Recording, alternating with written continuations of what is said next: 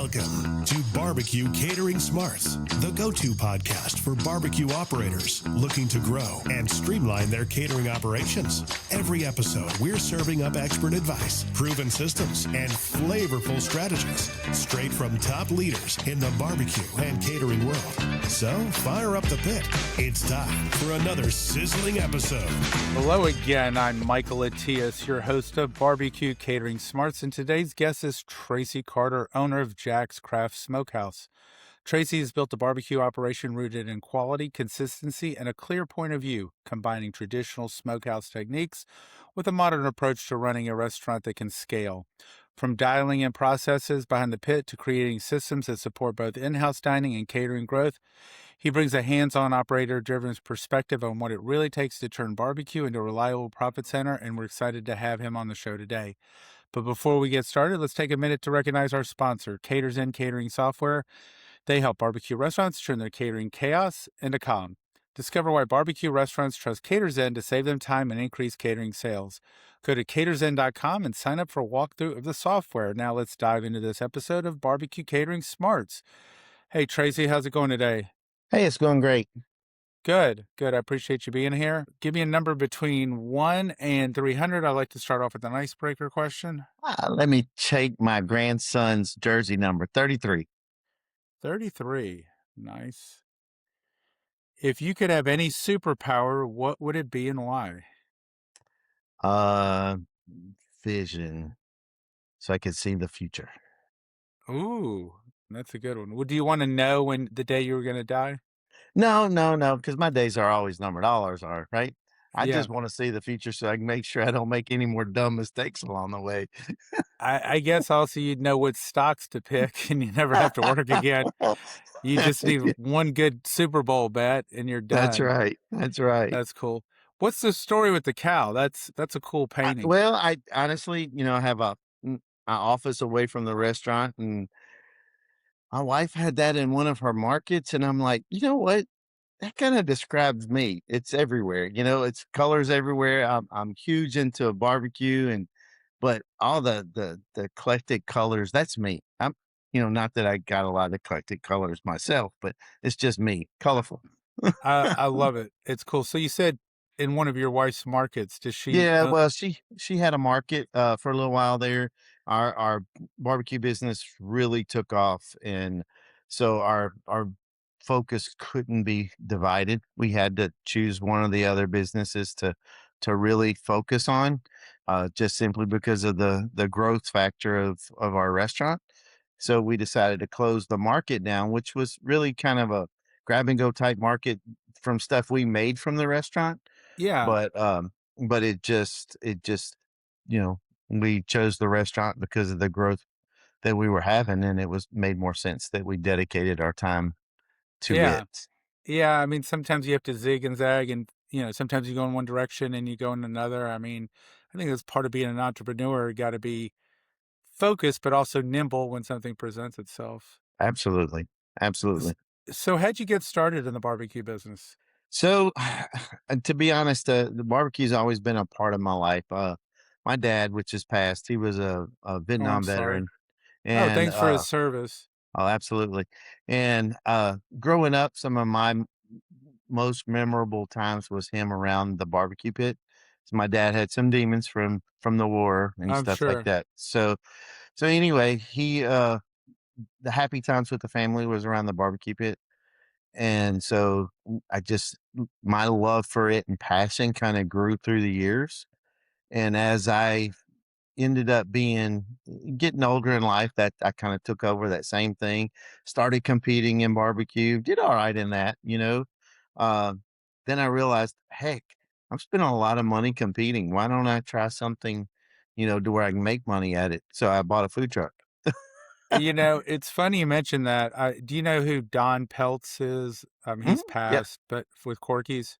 Uh-huh. So I worked for him in college, and I was one of their first franchisees. And I remember asking him, Don, how come you don't compete at Memphis in May and these barbecue festivals? He goes, I want to make money. I don't want to spend money. I'm like, oh, makes sense. Yep. I mean, because it's an expensive hobby.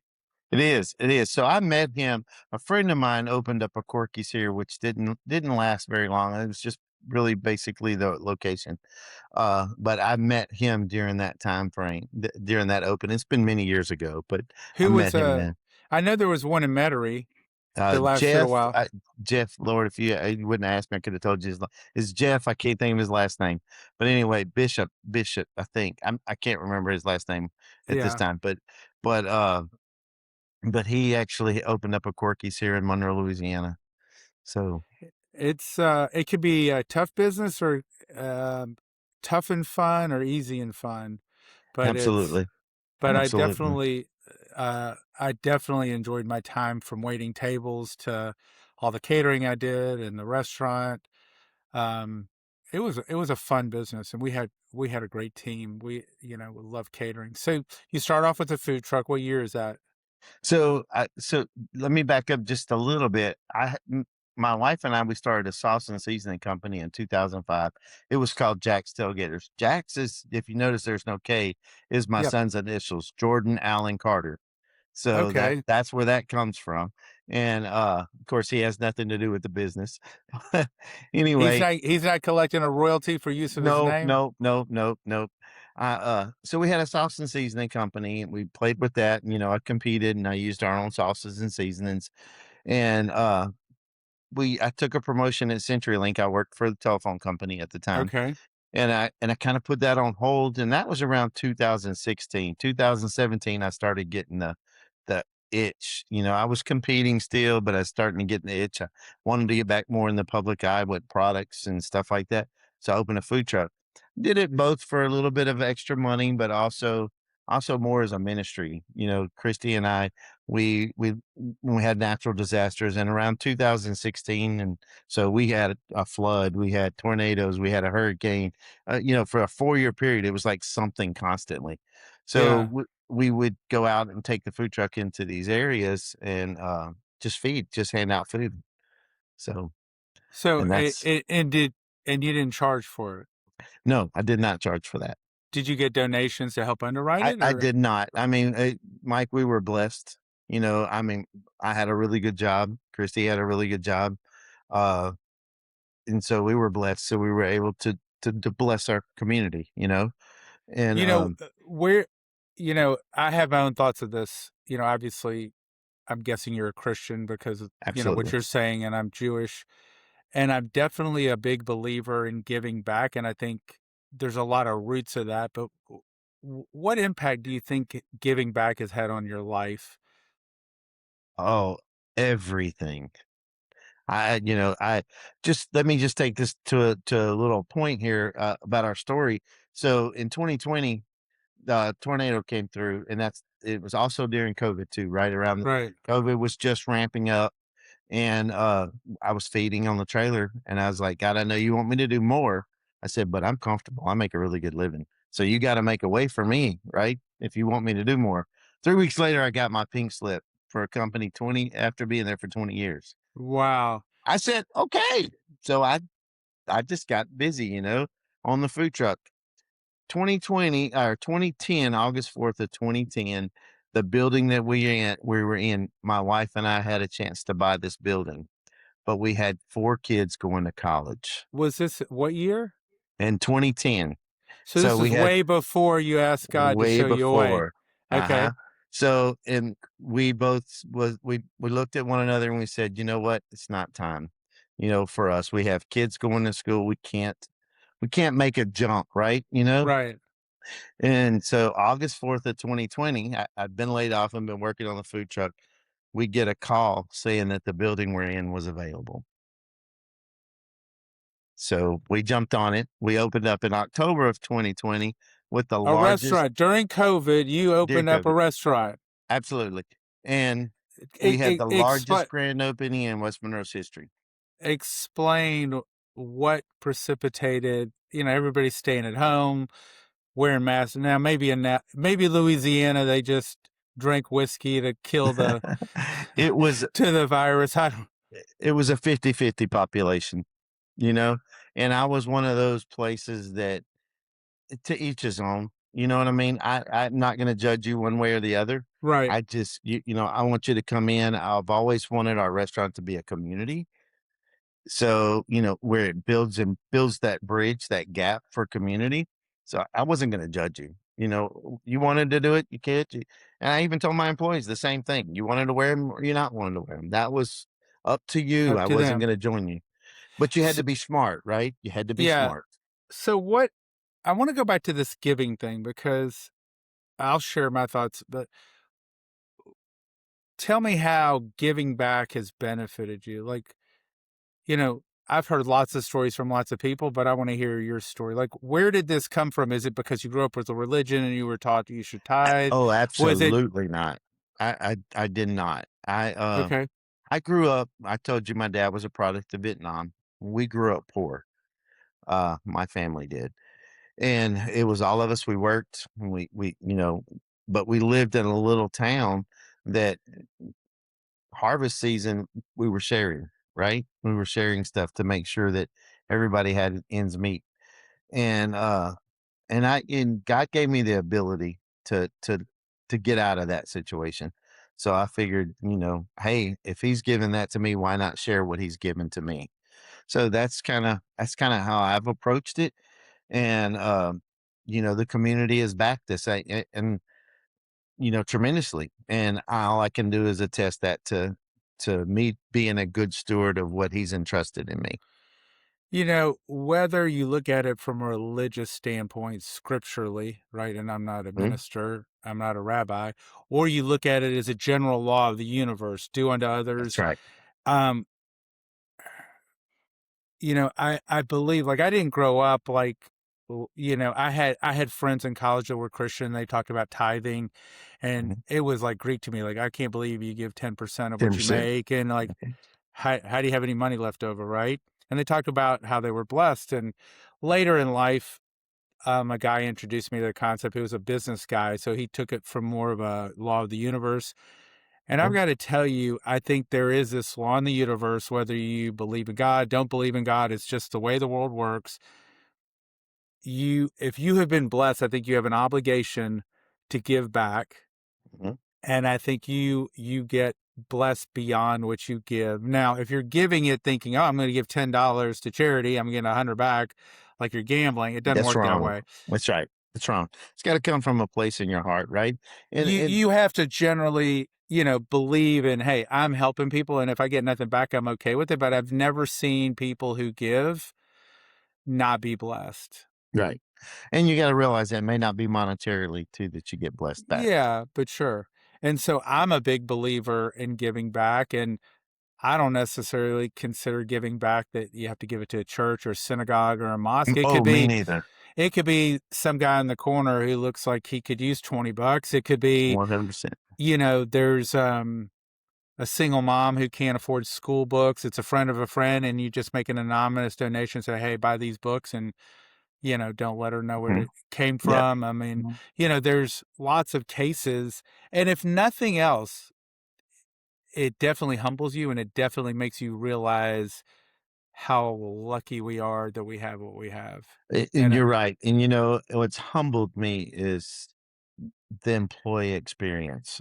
And when I say that is my employee experiences through life, right?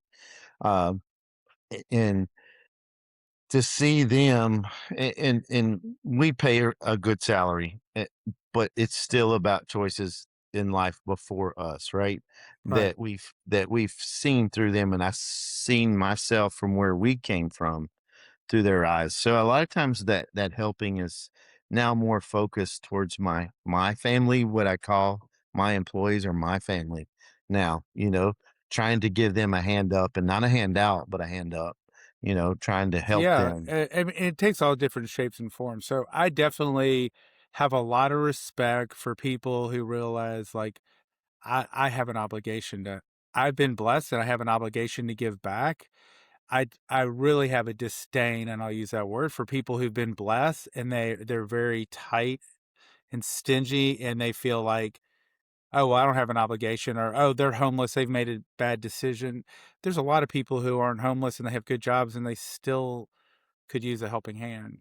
That's right. And Absolutely. so this isn't the ministry hour or the, No, that's right. That's right. So I'm but sorry about I that. do think that if nobody walks away with anything else, if you're not somebody who gives back, start giving back. If it's 1%, 2%, whatever it is, whether it's, hey, we take these leftovers and we repackage them and we give them to the mission, whatever it is, start giving back. You'll start getting Yeah. blessed, and it'll make you realize, you're not a victim. You have control of what's going on, and it's changes your whole attitude, It, honestly. it, it does. It does. It does. Okay, so we had the food truck. You open up your restaurant in the middle of COVID. What Hmm. happened? Doors have not stopped being open. Let me just say that we had the largest grand opening in West Monroe's history, and I said that first few weeks, I told my wife, I looked over at her, I said, if we're still open in 6 months, I'll be shocked. And she says, what do you mean? I said, I can't keep up. I just can't keep up. One, I didn't know what I was doing, Michael. I was an IT guy, engineer for 20 freaking years, and a military guy for 16 before that. And I was like, I don't know what I'm doing. And I'm gonna tell you, the first 2.5 years, we were busier than we knew what to do with, but I was losing money hand over fist. Okay, so let's talk about that, right? So, Huh? number one, did you even know you were losing money? Like, did you know anything about accounting and money, or were you just there's nothing left at the end of the month? But you know, So I did know that we were losing money, and I was trying to learn the entrepreneurial side of the business. I knew I could cook. I'd keep you in there by our food, but I tried to learn that. And so, I had another podcast I did back in December. I kind of told the story. I drove to some friends of mine's place in Austin, Texas, doing a barbecue festival. I just went to hang out and help. And when I got on my way back, I was trying to get gas, and I put my debit card in, nothing. Put my other debit card in, nothing. And I was like, whoa, wait a minute. Been into my savings a ton. I paid payroll once, and I said, I can't keep doing this. So I started looking, I started hunting it, and I did. I found a guy, uh, and a coach. We went through his program. I don't want to say I didn't learn very much. I learned something. I learned how to read a P&L correctly for a restaurant, who was the but that's coach, if about you don't all I mind did. me asking? Do what? Who was the coach, if you don't mind me asking? Well, it was Chip Close who I Don't Yeah, don't know him. restaurant strategy. So it helped some, but it didn't help what I needed. And at my wits end, I kept digging, and I ran across this guy called David Scott Peters. And I know David, good guy. he I'll sing his praises till the day I die. We joined up with I couldn't afford to join up with him, to be honest. And the man got on the phone with me 3, 4, 5 times, helping me understand his systems that he was teaching on YouTube. And so when I finally could afford him, uh, we joined this program, and now we're in his Mastery Plus program with him. And it was night and day. It's night and day difference now than it was 3 years ago. It's funny you talk about systems and profit and reading a P&L. It's like a lot of people think because they can make good barbecue, they can make money, or they're good at cutting hair or doing landscape or whatever it is. And I failed accounting 3 times, or twice. I passed it on the third time. And I remember when I started my business, I knew enough by seeing other people. I hung out with people older than me and wiser than me. So Yep. I knew that you better understand where the money flows, because it doesn't matter what you sell, it's what you put in your pocket, right? That's right. Exactly. And I had a friend, he's had a lot of success in sales, but he doesn't know how to keep a dollar. And I remember we had Peachtree Accounting, and it had a little book taught you about accounting. I mean, it was like Okay. a little pamphlet. And I read that thing like, you would have thought it was a 12-year-old looking at his Mhm. dad's Playboy. I mean, I wore the cover Yeah. off that thing. Yeah. And I learned how balance sheets work, how P&Ls work. I set up food costing daily on commodities, not food costing, but tracking our commodities Tracking. That's daily right. with spreadsheets, and we did a weekly inventory. I could read a P&L, a financial statement. I don't think it's difficult. It's just a different language, and I speak that language pretty well. Like, I could look at your P&L, give me enough data, I could, make some observations. So Yep. I feel lucky. And, it's funny, both my kids are CPAs now. They don't practice anymore, but you take it for granted because you didn't know, like, hey, That's right. if I'm not making as much money this year as last year, what's the problem? Is it a sales problem? Is it is it an expense problem? Is it a food cost problem? Where am I having an issue? And I still, Mhm. to this very day, I still do the same thing. I take my P&L, I get it within 5 to 10 days at the end of the month, and I look back 6 months and I look at trends. And if there's something that's off trend, what is it? Is there a reason for it? It's a one-off, or hey, Mhm. we're having a problem here. We need to nip this in the bud. So, Yeah. And that's exactly where we were at.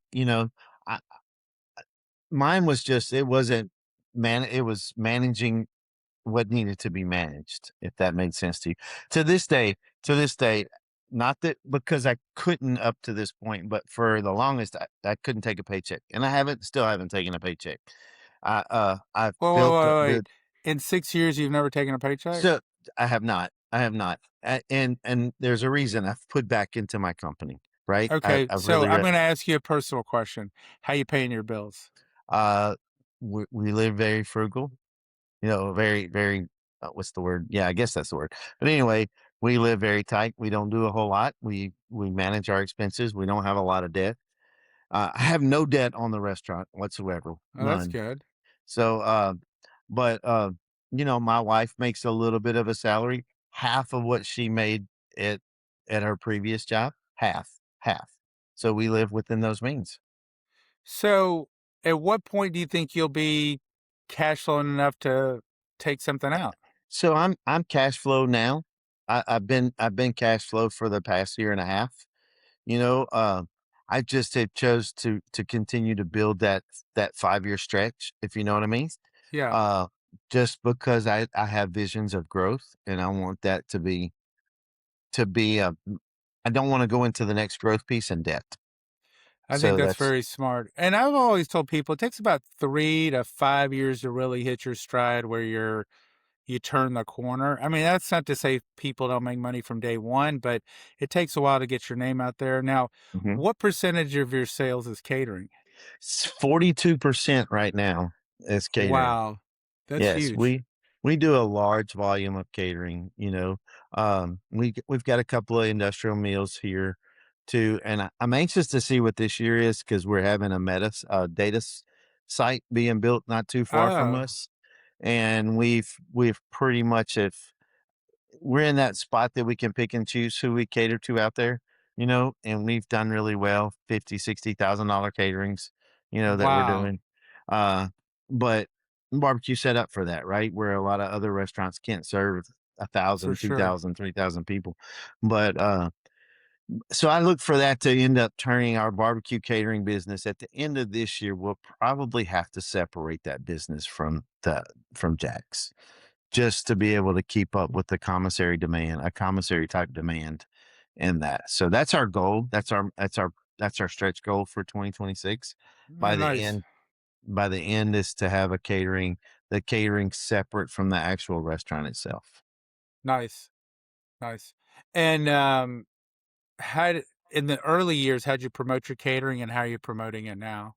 So really it's been a lot of word of mouth, a lot of on the floor time talking to the businesses and the workers that come in to the restaurant.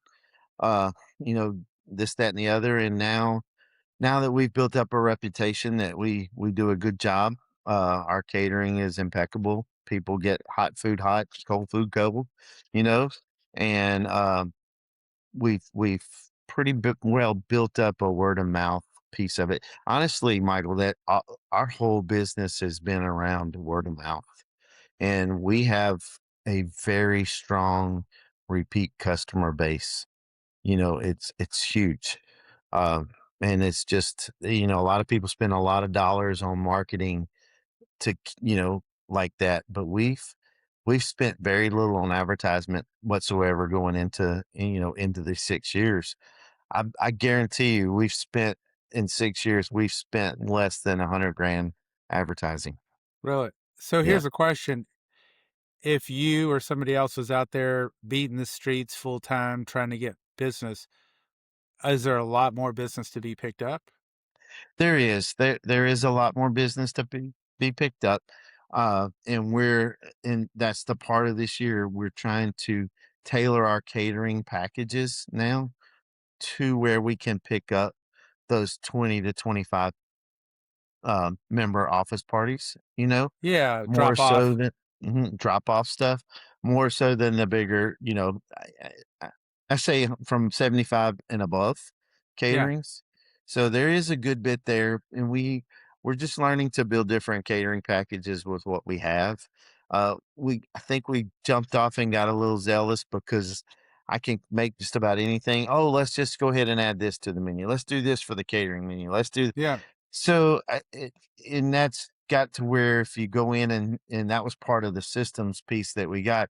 You walk into the walk-in and now all of a sudden you've got all this money sitting on the shelf, not product. I call it money, right?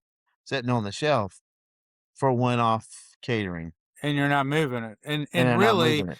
the advantage that barbecue guys have, right, especially of your restaurant, you're selling brisket in the restaurant, you're selling cater, you're selling beans, your coleslaw, it's limited inventory, you Yeah, make it good, and there's there's practically no waste in catering, right? Because that's right. it's what you're stocking in the restaurant. It's not like if you cater a part of me and I want a sushi station and I want a mashed potato bar or whatever it is, it's one and done. And, you might have to buy an extra half case of potatoes you don't need, but you got to buy it because that's what it comes in and That's you right. need that for potatoes. Where barbecue, you might only need half a case of potatoes for my potato salad, but you're going to use it tomorrow for somebody else's potato salad or the people eating That's in the right. restaurant.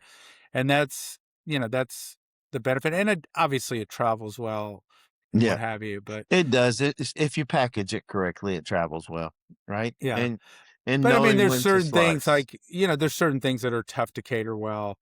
Mhm. Hamburgers, hot dogs, but barbecue, fried chicken, deli, Italian, there's just certain restaurant food that has a better propensity for catering for sure. Absolutely, that's correct. It is So y'all have one restaurant. How many one seats? restaurant. We have 122. Gotcha. So this is a pretty good sized restaurant. Is it It counter is. service or waiters and waitresses? It's counter service. You go up. It's kind of fast casual. You go to a counter. You order. It gets shit sent to the KDS in the back. The kitchen makes it. We have a food runner that comes and runs it to you. So it's sort of like what you see everywhere in Texas. You just walk up to the counter, order what you want, and you get your food. Well, no, you don't. We don't serve at the front. Like that. That we don't slice in front of the customer. It Oh, it's goes all to done the. in the back? Yeah, it's in the kitchen. Yeah, and that's just because the building was designed that way. I mean, my preference would have been to make a showcase because we spend a lot of hard time on that product, right? And so, but it's not. So we chose the old McAllister type run. You know what I mean? Where you go to order at the counter and somebody brings your food to you. Yeah. So do you want another location or you just want to focus on what you have and So So barbecue, I'm not going to say never because it may, but right now I just want this flagship. Now I do have two concepts coming off of this, and one's a breakfast concept that's going to be, kind of somewhat of a barbecue place, but not really. yeah, You're not going to get ribs and that kind of stuff, right? But but yeah. So everything that I'm going to do is centered around fire and smoke. So. nice. Nice.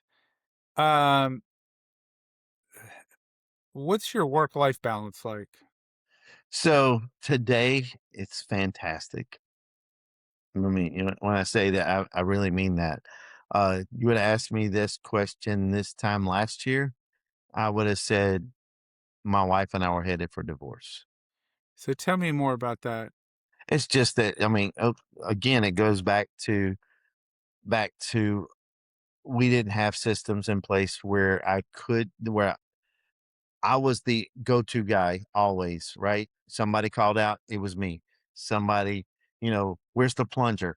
Tracy, where's the plunger? It was a constant thing, right? So, with David's help over the last year, we have built a team of managers. I have a chief operations officer now, uh, a general manager, and two assistant managers and leads. Oh, So nice. we've built a system now, right? And I And that have makes a two. big difference. Yes, it does. And I have two guys. Actually, there's three people besides myself now that is trained for pit to work on the pit. So, and that's a piece that there's no written system for that because I train to your feel, your smell, that kind of stuff. Eh, I'll get there one day to figure out how to write that down, It, but it's it's really difficult, right? My Mhm, fiance and I went out last night. Place good steak. Always have a good steak. Steak came out. I knew it wasn't going to be good. And she's like, "How do you know?" I said, "It doesn't have the juices rolling off it, the glistening. Like I've worked around food so long, I could just look at a plate of food and tell you mhm. overcooked, undercooked, cold, sitting under the thing. And it's like some things you just have to experience enough and teach through on the job experience. Like you can't write that in a manual, right? It's hard. It's hard, It's very difficult. because you can tell somebody, a brisket. No two briskets are the same, right? I mean, you can trim them the same. They can weigh the same when you put them on the pit. They look identical, but one may give up and one may not give up, right? Right. So, it's a process that I've taught them, and I I used to come in the mornings and I would say, "Oh, it's going to be a great day on brisket today," and they'd be like, "What do you mean?" And I said, "Well, I can smell it." Nah, yeah, yeah, whatever. I said, "Oh, it's just going to be a mediocre day on brisket today." And they were like, "What do you mean?" And I said, "I can smell it." And they said, "What do you mean by that?" And I said, "There's notes that a perfectly done brisket, in my nose, it smells like Yeah. caramel. You Yeah. know, it's perfect." And I said, "In other notes, it's gonna smell more like brisket fat." And they Yeah. were like, "Well, and so now they get it, right? So on our bad day is better than most people's good day on brisket. That's a good place to be. Yep. Have you ever read Michael Gerber, The E Myth? Yes, I have. I read that a very long time ago. Yes. So that's probably what I credited with systems. When I first opened my restaurant, this is how old I am. I used to carry a pager. Yep. Yep. And I remember going home at night and I'd get a page. Hey, where's the key for the toilet paper? Hey, where's this? Like you said, where's the plunger? And I finally just threw that pager away. I go, you know what? If I don't answer the phone, they'll figure it out. And lo and behold, they figured it out, right? Like That's most right. people are smart enough to figure the place is burning down. I guess you should call me. But at the end of the day, I don't know where you're going to call me because I'm not a fireman and it might be burned to the ground by the time I get there. So there's nothing I can do. But That's at right. the end of the day, most people can solve most basic issues. I think they just need that pat on the back and reassurance. And maybe Mhm. they just want to talk to somebody as opposed to just get Yeah. it done. Who knows? Yeah. But That's correct.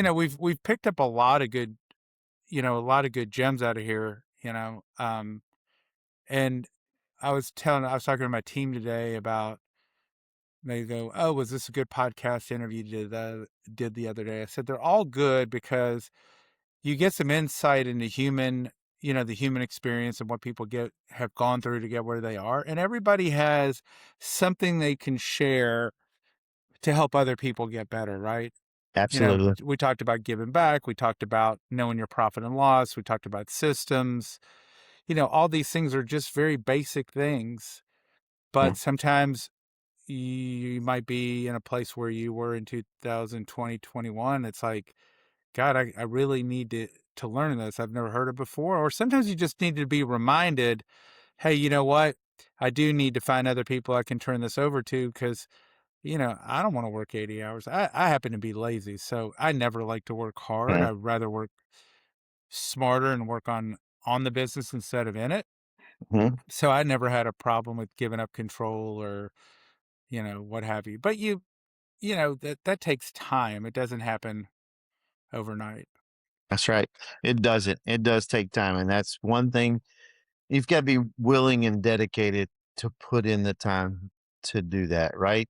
If you're not, you're just get frustrated. Those systems don't work unless you follow through and get them in there.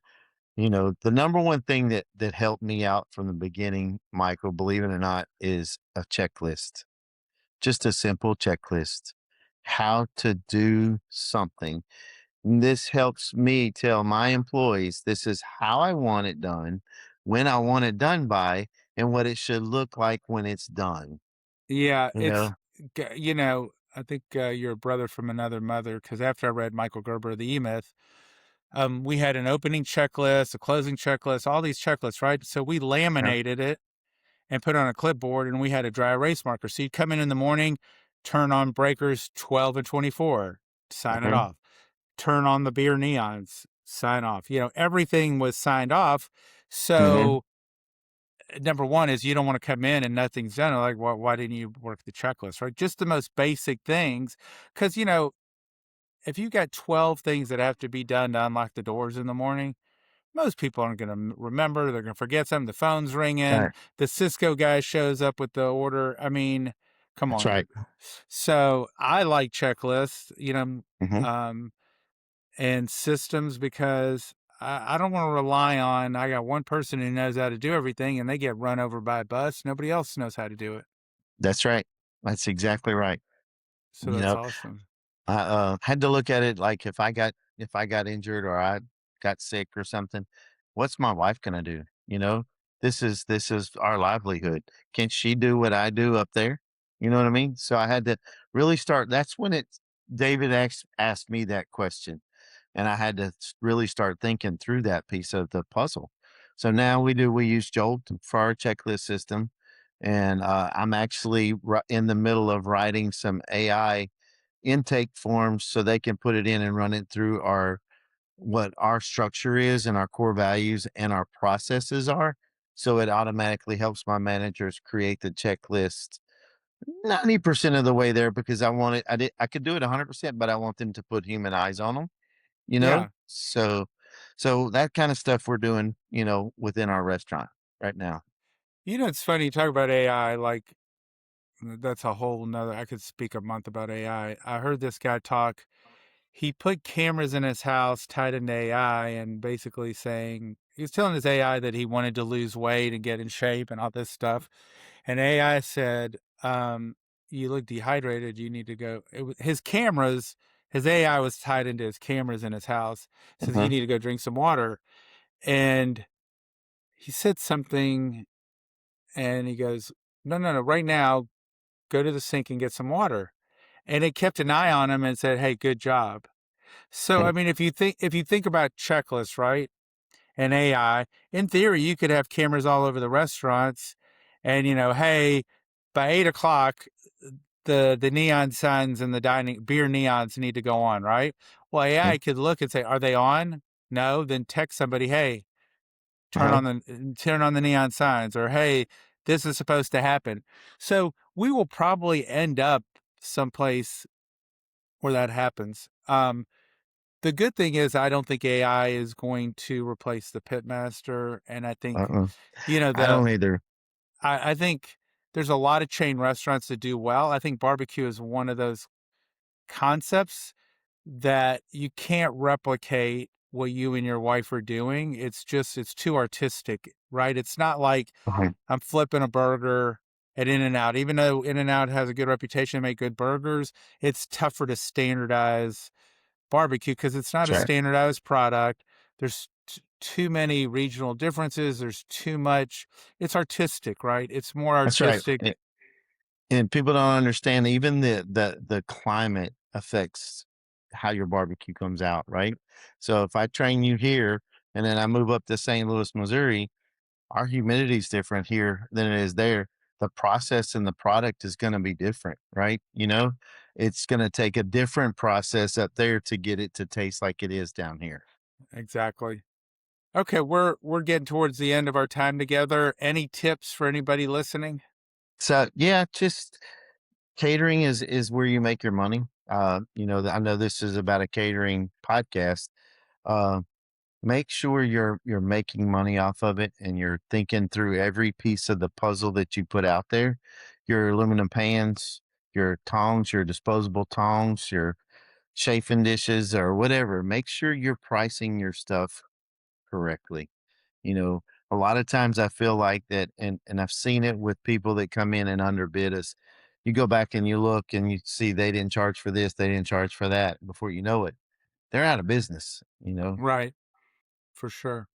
Well, hey, it was so great talking to you, Tracy. I appreciate it. I Yes, hope you you have a too. great rest of the day. You too. And good luck with Thanks. this. I mean, this has been a needed spot in the barbecue world, is something like this podcast. Yeah, it's a lot of fun. I've enjoyed chit-chatting with everybody and hearing everybody's stories. It's very fulfilling.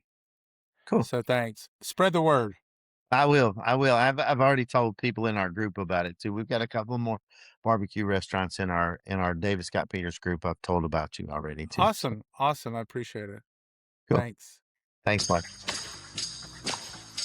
You've been listening to Barbecue Catering Smarts, where we bring you the best ideas, stories, and strategies from across the barbecue catering industry.